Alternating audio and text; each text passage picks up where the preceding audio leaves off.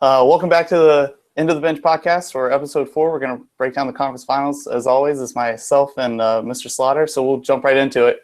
What did you see last night in the first game of the OKC Golden State Warriors series? Yeah, you know, I I didn't know what to expect.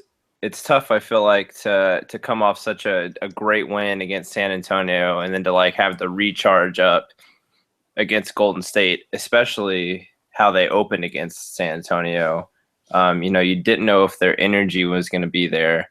Um, in my opinion, the Warriors have been susceptible to the beginning of playoffs, but I think, in my opinion, also the best team at developing a strategy as the series goes on. They lost 2 of 3 to Memphis. They should have lost the first game in the Western Conference Finals last year, and they also lost 2 of 3 to the Cavs. So I feel like they are excellent at making adjustments. That's a testament to their coaching staff and the flexibility of their players and the depth of their team. But the Thunder, Donovan has just found something with their defense. I think that's where it all starts.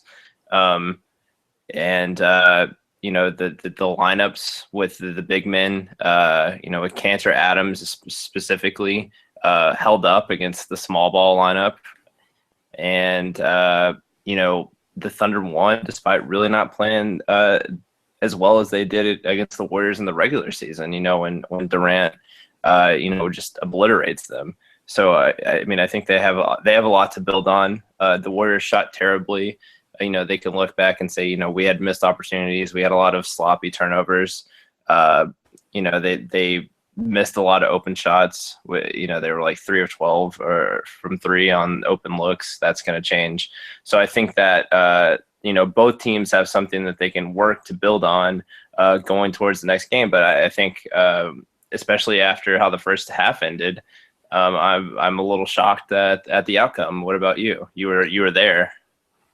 Yeah, I was definitely shocked at the outcome after the first half. Curry hit that 3, and it looked like the Warriors were going to go on a run.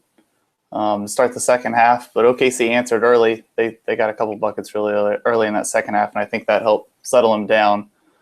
And they did the same thing at the end of the third quarter. The Warriors were weathering the Russell Westbrook storm. I think that's a appropriate way to name it when he's playing like that. He had 13 with about 3.5 minutes left in the third quarter, and the Warriors are still up 10. Ibaka gets a big block on Clay. And Roberson got a big block on Clay. And those were a couple of times where I thought the Warriors were going to really extend the lead. And those were huge momentum plays. I think the other difference in the game, well, there are probably 2 other things that I really took from it, was, like you said, Donovan, and the way he's got that defense playing. Uncontested looks last night. Oklahoma City saw 44 of them, and the Warriors saw 34, which is a complete flip-flop of the regular season, where the Warriors are able to generate about 51 of them. So he did a really good job of getting his shooters running, Warrior shooters off lines, or at least getting a hand in the face and not giving them a lot of open. The second thing that really helped Oklahoma City in the second half was they dominated the turnover battle. I mean, the Warriors only had 7, but it seemed like every single one of those led to an Oklahoma City fast break. I can think of 2 that Russ picked and took down for a dunk.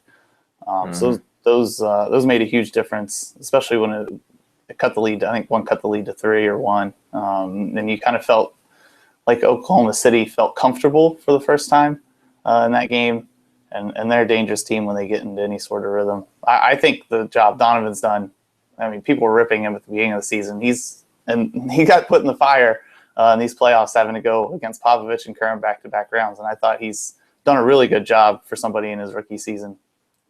Oh, absolutely. I thought he would definitely get outcoached by Popovich last series, and he made the adjustment there because even after Game 3, you still felt San Antonio had a firm grip on the series, and I mean, then he just they really locked down on Kawhi. They really started hit the adjustment that he made on Aldridge on those pick and pops was probably the difference, because they didn't, after Kawhi, they didn't really have a secondary scorer to go to because Aldridge was just so ineffective. So I think he's done a really good job at taking away teams' tendencies, which seems obvious, but is, harder to execute than one would imagine. I think the X factor that probably won't get talked about enough that I really saw when I was, live tweeting it or whatever, was that I'm firmly back on Dion Waiters' island. I thought he played really phenomenal, just chasing around screens, whether he was guarding Clay or if he got switched on to Steph. I didn't really see any miscommunications whenever he was on the floor with Westbrook or with Durant. And he took a couple, dribble pull-ups or whatever, but he really played within himself. He's really helped this team win. He was really, really good last series, and he's been started off game one really well again. And I'm impressed with the contributions that he has made thus far. Yeah, Waiters has been spectacular in the playoffs. He's made himself a lot of money this summer. I think a couple things to talk about, just things I think will change in the series as it goes on. Obviously, you mentioned the Warriors going 3 for 12. That's not probably going to happen on open and wide open looks again the rest of the series. They shot about 47% on those during the regular season, 42% in the playoffs. So you can expect them to knock down more of those. Westbrook went 7 of 21. He shot 35% against the Warriors in the regular season. So whether or not that's a constant probably depends. He'll have another nuclear game where he goes off, but that's probably about where he's going to be. Durant going 10 for 30 and then winning, has to be positive for Oklahoma City. They have to go into that game thinking, Durant got decent looks at the rim. I thought Iguodala did a really good job disrupting him where he wanted to catch the ball. But after Durant made a couple moves, he's 7 foot. There's not much you can do when a guy can handle like that and shoot it at 7 foot. So I think he'll continue to get good looks. They'll probably start to fall. So you got to be encouraged there. And then the other thing I thought seemed low during the game was Oklahoma City only grabbed 10 out of 50 available misses on their end, but it wasn't much lower than their regular season averages against the Warriors. So I thought the Warriors did a pretty good job on the boards against them, especially Clay and Curry both had big rebounding games. So I think Kerr's probably been stressing the importance of the guards getting back and helping out. So that'll be interesting to see if OKC can extend that advantage on the offensive glass or not. I know Draymond Green's probably got to do a little bit better job on the boards, especially when Kanter's in, because I think if he can grab a rebound and push, that'll put OKC in a tough position in the big lineup. So it'll be hugely important for them to continue, for at least Draymond specifically, to rebound a little bit better, because he was great during the regular season. That helped him out a lot. I think Draymond grabbing the rebounds and the small ball lineup is exactly what's key. I think, Kanter's still not good on defense, but he's a lot better. Draymond hit like a step back on him last night, but in years past, Draymond just would have blown past him easily. Yeah. He just wouldn't even have had to make a move. He just would have gone right past him. So I think, Kanter's improved, and the improvement of Steven Adams. From where he was last year, just both defensively and offensively. They dropped it down into him in the post at like the beginning, opening up the half, and he makes like this ridiculous move on Ezeli, which, I thought it was kind of lazy defense on Ezeli's part, but I think he also just like wasn't expecting that at all. And there's just no way Adams was probably making that move at the beginning of the year. Yeah. So his improvement, being able to extend out on defense, with his length and his versatility and his toughness to grab the boards. I think an interesting thing about this Thunder team, people kind of are comparing them to how the Cavs played them in the finals last year. But I think this Thunder team is a much better defensive rebounding team, which helps in the sense that, the Warriors aren't getting those kick out threes. That's how they get a lot of open looks on three. Yeah. But Kanter and Adams are a much better defensive rebounding team, bigs than Mozgov and Thompson are. Now they're probably about equal on the offensive end, so they'll do as much to punish them there. But I think you're right, and I think Nate Duncan and Zach Lowe talked about this in their podcast about how putting Draymond on Robertson whenever they're in really allows Draymond to get in on the rebounding, which whoever's guarding Roberson really has to crash the boards hard and really has to be in position to stop those bigs from being able to just, murder them whenever they go small. So, but I think that's, whoever wins that rebounding battle, I imagine, is going to win the series, not only because that they're forcing misses, but just, closing out possessions with the rebounds is just going to be so critical for Oklahoma City, and both in stopping transition and from stopping, kick out threes. Yeah, I thought Steven Adams, all things considered, was the best Oklahoma City player on the floor last night. He was a plus 18 in his minutes, and I think the next closest Thunder was a plus 6. So it shows how big of a difference he made when he was in the game. He changed 2 layups late in the game. Draymond, when they were one late in the game that Adams almost got a hold of from behind and forced a miss, and he forced one on a Clay layup later when they were up 3. So he made a couple of huge plays late in that game. And the Kanter thing, I still think you got to put him in the pick and roll. Curry got 2-3, banked one. That one wasn't really much of Curry doing anything special. It was just kind of a throw and a prayer, but it was still in the stats, I guess, when you look at him. Draymond had a straight line drive and then the step back. The only play I thought that they didn't make when they had the opportunity against Kanter was Curry got a switch on Kanter. Kanter held up. Like you said, he's been better. And Draymond took a contested 3 with Durant's hand in his face, even though there was about 12 seconds left on the shot clock, had an opportunity to get it back, which is something I thought the Thunder forced the Warriors to do that I haven't really seen much from them this year. I told my girlfriend on the way back from the game that I felt like I got cheated because the Warriors, I felt like they didn't maintain their composure. There was that Draymond 3 late, and then 2 Clay 3s, which if they go in, you go, that's what they do. But I felt like they were rushed in the moment. There were 20 seconds on the shot clock on one, and it wasn't like Durant was giving him space and just got a hand up at the end. He was in his grill. So I thought they forced them to play a little bit out of character. I thought Curry said that last night, but really, if they hit those, we go, oh, that's what they do. But just unfortunately, they missed them last night for them. So I think it comes down to HB says it all the time. The Warriors just make shots no matter what you do. So if they can, they'll still be in a good position. But there's no way this series is going to end up going less than 6 games. At this point, there's no way the Warriors take 2 in Oklahoma City. I just don't see it. So regardless of who wins, it's going 6 or 7. I think it's going to be a treat for everybody to watch throughout the entire series. Oh, absolutely. I guess like I think that I think that the rebounding from the Thunder really, the Warriors, they're best, whenever there's chaos, and that happens whenever you get steals, whenever you get rebounds, when you're in outlets, and offensive, and offensive rebounds. And I think the Thunder have the right type of team to control that.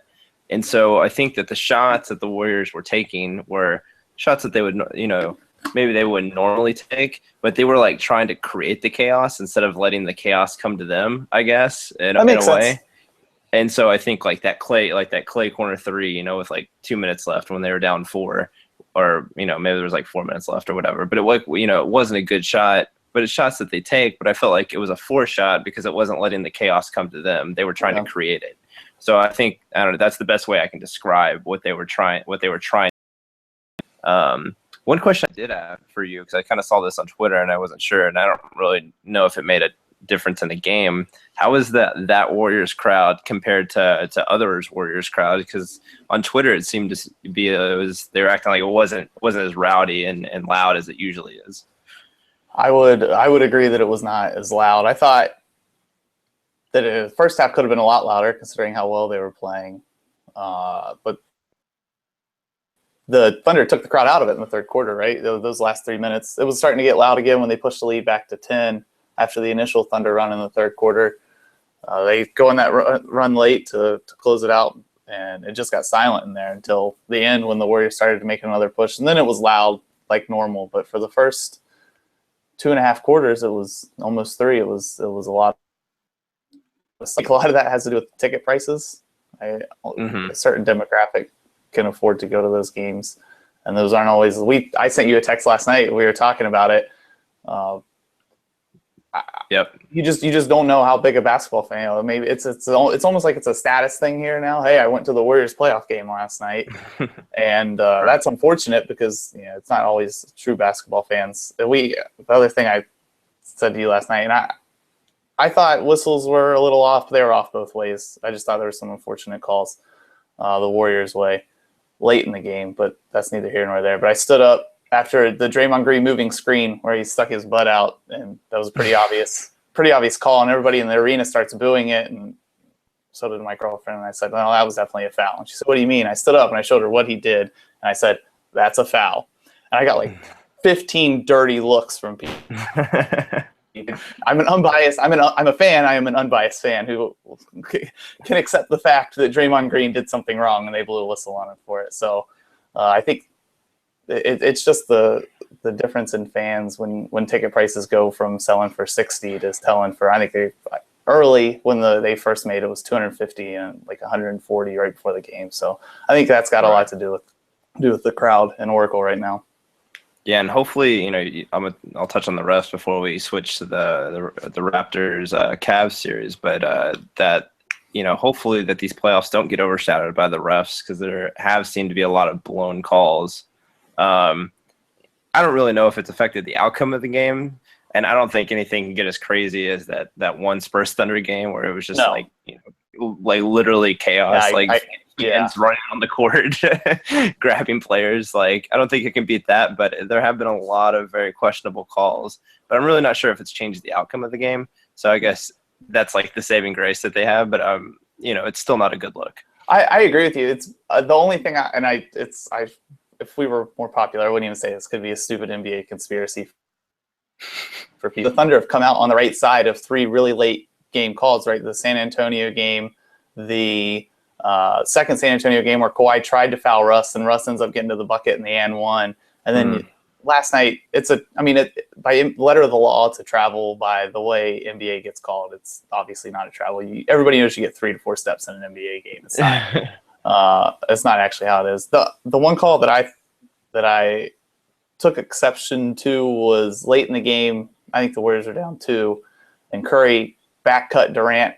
He faked like he was going to the line or 3-point line, and back cut him. Durant clearly grabbed his jersey to keep him from cutting, and then blocks his layup because that's a big missed call. But you really can't blame officials when you shoot 3 for 12 on wide open looks. And I've never blamed officials for their performance in the game and how they would affect it. So there's always things you can do, and you just got to play through it. But you're definitely right. Hopefully officiating does not overshadow how fun some of these games have been in the playoffs, especially for the Thunder and the Spurs and Warriors series so far. Yeah, I mean, I thought like Draymond got called for a foul where I thought he was pretty vertical against Adams or Cantor. I can't remember which one. It was Adams on that. On that drive, he's like trying to posterize him. And, I thought Draymond played pretty good defense there, and that. I guess that was flip flop. I would like, for instance, I thought the Durant one was definitely a foul, and they didn't call that one. But then the one on Adams, didn't seem like a foul. But and then Adams making his free throws, that really changed the complexion of the game, I thought, in the third quarter as well. Before he was, they tried to foul. He was 0 for 4, right? And then he made he just missed 2. He also hit a jump hook late off of like a crazy. It was way down low and just kind of flipped it up late in the game too. That helped him out a lot. He was spectacular. I feel like Durant's been looking for contact, and I think he has throughout the Spurs series as well. It's part of the reason I feel like he's been out of rhythm. He's been doing more looking for contact than trying to score. He'll like feel the slightest bump and then fall backwards, and it feels like every shot he misses, he puts his hands up to the ref. Seems like he's almost out of focus as opposed to trying to finish the basket, and then if you get fouled, you get fouled. His efficiency hasn't been where it was during the regular season. I don't know if that's actually a problem for him right now, if he's frustrated or not, but I imagine it's not going to be a problem much longer. He is Kevin Durant. Yeah. So on to the Cavs and Raptors. We can make a prediction, I guess. I actually had Warriors in 5 before the game, so that's obviously going to be wrong. But what did you have? I think I probably before the game would have had Warriors in 5 as well. I just the way they shot the ball in the regular season and were able to withstand getting out rebounded probably lent itself to that prediction. But now, again, it's 6 or 7. Who wins it is anybody's guess. I think it depends on how I would like to see how the Warriors respond in the next game. I assume they'll respond well and get a quality win, which I mean isn't, they're not sweating it out. But I think, like I said, 6 or 7 yesterday before I went back and watched a lot of the game over today. I had come home from work early, had some time. I was worried. I said Thunder in 6, but then I saw how well Golden State played up until 3 minutes left in the third quarter. So I got to think they weather the storm and win this one in 6 or 7 still. Fair enough. And Cavs Raptors, I'm going to go with a sweep. Real popular. I agree. I agree. I've seen a lot of gentlemen sweep on ESPN, but I think Lowry averages like 44.1 points per 100 possessions when Kyrie Irving's guarding him. That's so a I think problem. that might lend itself to one spectacular game in the North, but I don't see it happen. I think it's a sweep too. Yeah, so I think the Atlanta series preps Cleveland well for how the Raptors play, in the sense that outside of DeRozan, there seems to be a lot of ball movement. I would consider Toronto a more finesse team, especially if Valanciunas out. Biyombo is a very good rebounder, and he will get physical. But outside of him, they don't really have a big that can bang, especially with Thompson. And Love's obviously a very good rebounder, for his size and athleticism. So I think the Hawks series and like how they move the ball and stuff was a very good primer for this series. I think the Raptors have a couple more players that are individually more talented than the Hawks at making individual plays. Like you were saying, Millsap is probably the only guy on the Hawks that can really make his own shot and move the ball. But it's really hard for a forward to do that. But with Lowry and DeRozan, I think DeRozan will have the most success he's had in the playoffs so far. But at the end of the day, like you said, there's just too much firepower in the Cavs. The Cavs have been hitting on all cylinders. They've really turned it on. It's like everyone is just playing really, really well. Crazy stat of the day for the Cavs. I know you have a bunch of them, but Channing Frye has an 80% effective field goal percentage and an 18.3 positive net rating. That's just super ridiculous for like your 9th guy off the bench. It's probably the worst player that's going to play for them, like in the entire series. Yeah. Carroll last year guarded LeBron very well in the series. He held them to 30% shooting. Part of that was because the Cavs were so injured, but I think part of that is that Carroll is quicker than LeBron, and he forces him to post up, and that's still not really LeBron's forte. I wouldn't say that he's quicker than LeBron, but he can at least stay in front of him more than most people can. So forcing James to post up and do something he's not particularly still wanting to do, so he gives him a little bit of problems, probably the most of any team that he's faced so far, because the Hawks didn't have an answer for him at all outside of Millsap. And, obviously Detroit didn't either, even though as much as I love Stanley Johnson. So I think that the Cavs, I think they're going to go ahead and sweep it. This could really be 4 blowouts if it wanted to be, but hopefully, I love Lowry. So I hope that he comes back and he, continues his hot streak, 2 straight games of 35 points plus in a row. That's building on something, you would think. So what are your thoughts? Yeah, well, I think Lowry's got to cook for Toronto to have a chance to win a game. He's just the crazy. You said I had crazy Cleveland stats. The crazy Toronto stat I found, outside of how bad DeRozan's been in the playoffs, all those stats are crazy right now, is that Kyle Lowry, the Toronto Raptors' best offense has basically been Kyle Lowry dribble the ball for 7 seconds and chuck one. He's shooting 44% from 3 when he does that, and almost 50% from the field, which is crazy for someone that's struggling. You think ISO ball would not be the way for them to go, but he's just that's the way he's been most effective. But I think you're right. I think he's finally catching fire, and hopefully he'll be fun to watch in the series, because I think things are going to be bad for the Raptors. crazy Cavs stats. They all have to do with LeBron James, because I think he's kind of been overlooked in the playoffs with all the Warriors' success and what the Oklahoma City Thunder have been able to do so far. But we tend to take him for granted, which is silly to say, because it seemed like for so long that was all media talked about. LeBron James is an overqualified spot-up shooter so far through the playoffs. So with what you're saying about DeMarre Carroll, it'd be interesting to see Cleveland take him off the ball if he can't find a lot of success against Carroll. He's shooting 67% effective field goal percentage on spot-up opportunities with no dribbles, 40% from three. So if he has time to get his feet set, he's still an effective three-point shooter. At least these playoffs have shown that so far. As a distributor, he's still the best in the NBA at making his teammates better.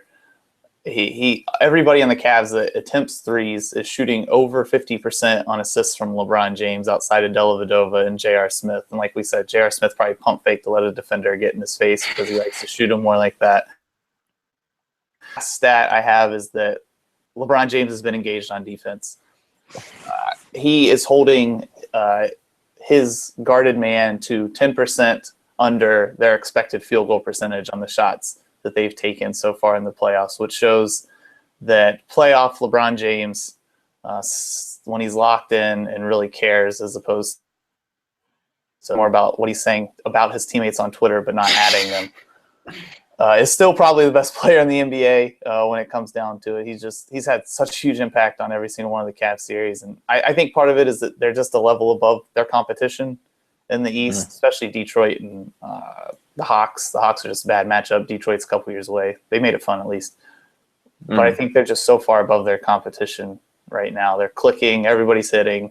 Everybody's moving the ball. They're all getting along. Everybody was in an Instagram picture for the first time I think I've seen since they all started playing together. Everybody was there.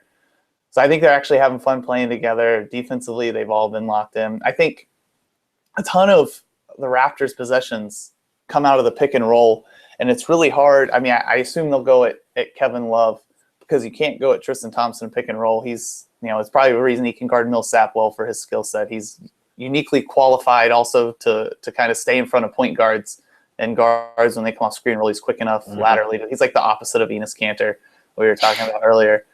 So right. I think that'll make things difficult for Toronto, because they like to do a lot out of the pick and roll, which maybe forces them to play more ISO ball, which plays in the Cavaliers' hands. So everything considered, unless Lowry erupts, I just think it's going to be a sweep. I don't see how they have enough talent with the Cavaliers right now. I think this will be an kind of how the games go. I think that Toronto is going to have some success. I think DeRozan has some size on some of the players that he's going to be going up against, in Shumpert and Smith. He's just a little bigger than they are. Shumpert's long enough, but I think he'll have some success in those one-on-one opportunities whenever he's there, and he'll be a little more efficient than he's been for the majority of the playoffs. And I think that the pick and roll combination is going to be interesting, because is Lou going to put Love on Biyombo and let them do the pick and roll, or is he going to try to avoid the pick and pop with Patterson? Or is he going to put Love on Patterson, hope they go with a Biyombo pick and roll? I think Biyombo would probably out-rebound Love on the offensive end, so you probably should stick to him on Patterson. But I'll be interested to see who Lowry wants to do the pick and roll with. The other thing is, though, I don't know if Love's not going to be able to go out and switch on him, but Patterson's just such a pick and pop guy. He's not really a roller. He's so one-dimensional in that. Is he really going to be able to take advantage of Love's pick and roll defense, or take advantage of some miscommunications that the Cavs would have on defense, on help defense? So right. I don't know. I think I really would have liked to have seen the series with a healthy Valanciunas, because you assume that the Cavs are going to go small at some point. It's just what they do, play Love at center. And to see Toronto kind of adapt the Oklahoma City strategy of staying big against those small lineups and let Valanciunas just work. He's been efficient in the post. He's been so good in the postseason in the post. Yep. To see what he could do against Love, that might have been their most efficient offense, but unfortunately we don't get to see him healthy. But yeah, it'll be interesting. I think there's some things that the Raptors can do just against Kevin Love, you can all there's a. I mean, that's the one weakness in that starting defense in Kyrie Irving. So you can really try and find a way to go with those players, whether you put Lowry in a lot of pick and roll situations with Kevin Love's man. I think that might be the best way for them to go. But ultimately, like we both think, it's just hopefully they make it fun to watch, score a lot of points, maybe get up and down. Two of the best teams, well, not the two best teams, but they've been good in transition. I think the last point I'll make about the series, and really just going forward, whenever the Cavs go to the finals, is that, the pace of play that Lou has brought compared to Blatt isn't significantly different. I think maybe even they're a little slower under Lou, but they get into their offense so much quicker. And for whatever reason, Blatt just couldn't get them to do that. And I don't know if that's like a lineup thing. I don't know, exactly, I think that was a LeBron James hates his coach thing. And that could very well be it. But that, I mean, like you're saying, the way they're passing the ball, the way everyone's getting shots, no one, LeBron James is playing the hero, but he's such a good facilitator. It's not like he's, just chucking up a bunch of shots. I think that is, like you said, they're just really enjoying playing with each other. And, I wouldn't say that's like a Warriors level cohesiveness, but I would say it's, probably the most cohesive it's been in the 2 years since LeBron has come back to Cleveland. Yeah, I'd absolutely agree with that. Half the time the past 2 years almost, they looked like they were fighting with each other and fitting out instead of fitting in and all that stupid stuff.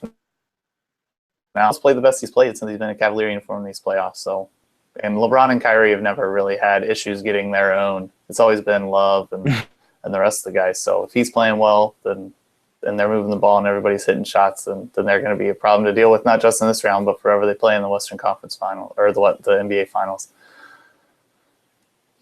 So I think that's all we have today. We'll be back in a couple weeks whenever the finals come on. We'll break down these two series, what happened, and try to break down the finals for everybody. All right, sounds good. All right, see ya. Later, man.